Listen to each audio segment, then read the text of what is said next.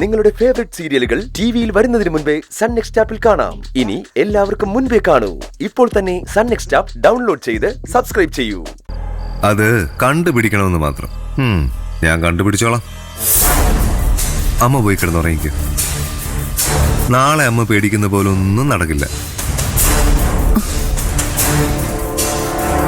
എനിക്ക് വിശ്വസിക്കാമോ? വിശ്വസിക്കാമേ. ശരത്ത് വെറുതെ ഒന്നും പറയില്ലെന്ന് അമ്മയ്ക്ക് നാളെ മനസ്സിലാവും.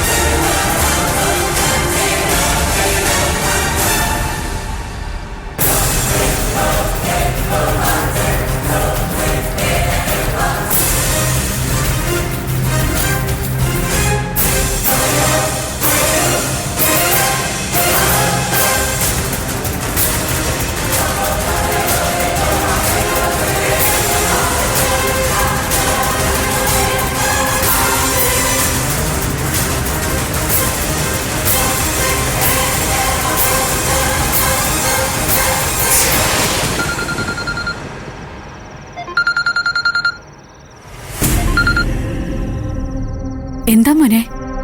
ശ്രുതിമോൾ എന്ത് പറയുന്നു അമ്മ? അവള് സന്തോഷമായിട്ടിരിക്കുകയാണോ? ഞാൻ അവളുടെ വിശേഷം തിരക്കാനായിട്ട് വിളിച്ചേ. അങ്ങനെയൊക്കെ പോകുന്നു മോനെ. അതെന്താ അമ്മ അങ്ങനെ പറഞ്ഞേ?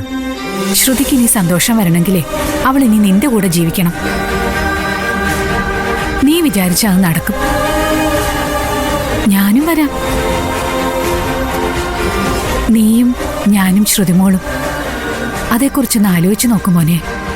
ആലോചിച്ചതാ അമ്മ, അതൊന്നും ശരിയാവില്ല. എടുത്തിയാട്ടങ്ങൾ കൊണ്ട് ഒരുപാട് കുഴപ്പങ്ങൾ ജീവിതത്തിൽ സംഭവിച്ചിട്ടുള്ളവന് ഞാൻ. ഇനി അങ്ങനെ ഒരു മണ്ടത്തരം എന്റെ ഭാഗത്തൊന്നും ഉണ്ടാവില്ല. എങ്ങനെയാ അത് മണ്ടത്തരമാവുന്നേ? ശ്രുതി നിന്റെ മോളാ. അത് മറന്ന് നീ സംസാരിക്കരുത്. പഴയതൊക്കെ മമ്മയും മറക്കുവാണ്. എനിക്ക് പക്ഷെ അത് പറ്റില്ലല്ലോ. ഇനി ഞാനായിട്ട് ഒരു പ്രശ്നം ഉണ്ടാക്കില്ല. ശ്രുതിമോൾക്ക് അച്ഛനും അമ്മയുണ്ട്. അക്ഷരയാ അവളുടെ അമ്മ, നിരഞ്ജൻ അച്ഛനും. അതിപ്പോ നാളെ അത് മാറില്ലേ? നിരഞ്ജനൊരു കുഞ്ഞുണ്ടായിക്കോട്ടെ. അപ്പൊ കാണാം സ്നേഹത്തിലുണ്ടാവുന്ന മാറ്റം. ശ്രുതിമോള് പിന്നെ അവരുടെ ജീവിതത്തിലൊരു അധികപ്പറ്റാവും. അവള് അവഗണിക്കപ്പെടും. ഞാനങ്ങനെ വിചാരിക്കുന്നില്ല. ശ്രുതിമോളെ ഞാൻ സ്നേഹിക്കുന്നതിനേക്കാൾ കൂടുതൽ നിരഞ്ജൻ സ്നേഹിക്കുന്നുണ്ട്. അതെപ്പോഴും അങ്ങനെ ആയിരിക്കും. നാളെ എങ്ങനെ ആയിരിക്കും? അത് നിന്റെ വെറും തോന്നലാ മോനെ. കുറച്ചു കാലം കഴിയുമ്പോ ഞാൻ പറഞ്ഞതാ ശരിയെന്ന് നിനക്ക് മനസ്സിലാവും. അപ്പോഴേക്കും വൈകി പോയിട്ടുണ്ടാവും. അല്ലെങ്കിലും വൈകിയില്ലേ മമ്മ, ഒരുപാട് വൈകി. ഇനി എനിക്ക് വലിയ പ്രതീക്ഷയൊന്നുമില്ല. ഒരത്ഭുതം സംഭവിക്കാനുമില്ല. അമ്മയും ശ്രുതിമോളും സന്തോഷത്തോടെ ഇരിക്കണം. അത് മാത്രമേ ഉള്ളൂ എനിക്ക്. അല്ല, ഞങ്ങളെ സന്തോഷിപ്പിച്ചിട്ട് നീ എങ്ങോട്ട് പോകാൻ പോകുന്നു? ആദ്യം ഈ നിരാശയൊന്ന് കളയ്, പിന്നെ എല്ലാം ശരിയാവും. നീ ആഗ്രഹിക്കുന്നത് പോലെ ഒരു ജീവിതം നിനക്ക് കിട്ടും. സ്വപ്നം കാണാറുണ്ടായിരുന്ന ഒരു വിശാലം ഉണ്ടായിരുന്നു പണ്ട്. ഇപ്പോ എനിക്കങ്ങനെ സ്വപ്നങ്ങൾ കാണാൻ താല്പര്യമല്ലോ അമ്മ. ശ്രുതിമോൾക്ക് ഒരു കുറവും വരരുത്. അതിനിപ്പം അമ്മയുണ്ടല്ലോ അവിടെ. എനിക്കത് മതി. അവളോട് പറഞ്ഞാൽ മതി ഞാൻ വിളിച്ചിരുന്നു എന്ന്. ഇടയ്ക്ക് ഞാൻ ഇനിയും വിളിക്കാം. വെക്കട്ടെ അമ്മ. ബൈ.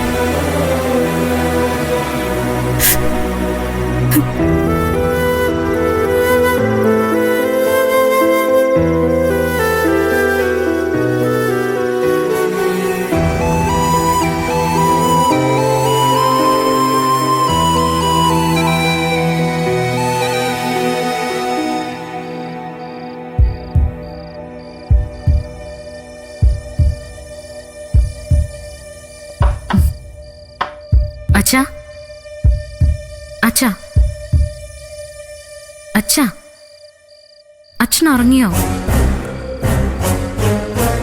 ഇങ്ങനെ പതിവുള്ളതല്ലോ. അച്ഛൻ മരുന്ന് കഴിക്കാതെ ഇങ്ങനെ കിടക്കാറില്ലല്ലോ.